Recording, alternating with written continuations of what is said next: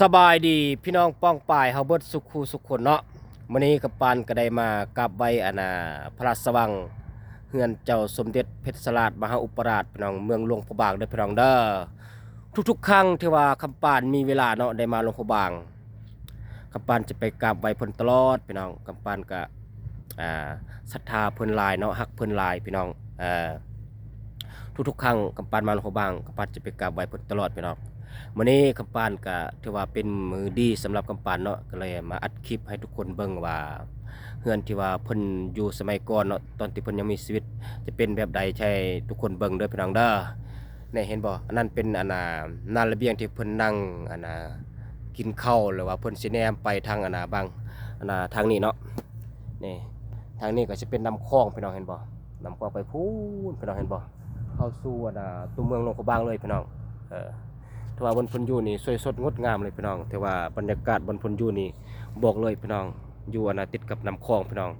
นี่เห็นบ่นี่นี่ถ้าว่าบนพนอยู่นี่กวางพี่น้องกวางบนพนอยู่นี่กวางสุดเลยพี่น้องเห็นบ่เพิ่นเฮ็ดน้องป่าโอ้จนว่าครบเฮือนบนพนอยู่พี่น้องเนาะคำปานมาแล้วบ้างทุกๆครั้งคำปานจะไปกราบเพิ่นตลอดเนาะ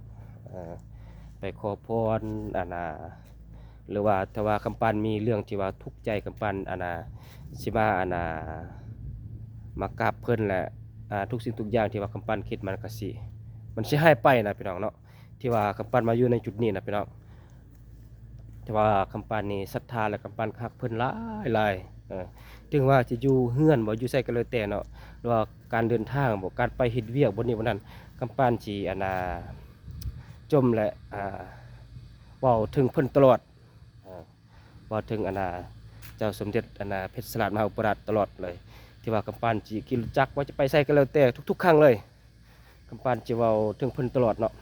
ในบนเฮือนเพิ่นอยู่พี่น้องนี่มีน้องปลาข้างเฮือนเพิ่นเลยนี่น้องปลาเนาะนี่ทางนั้นก็แม่นนี่ทางนั้นก็แม่น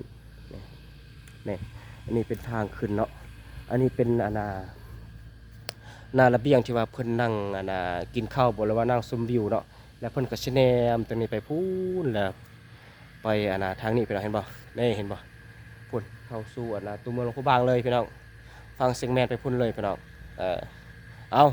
ผู้ใดที่ว่ามาเบิ่งคลิปนี้แล้วก็ทุกคน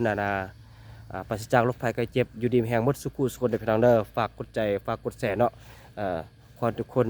มีโชคมีชัยทุกๆคนเนาะที่ว่าเขาเบิ่งคลิปนี้เอาขอบใจสาธุหมดสุขุสุขคน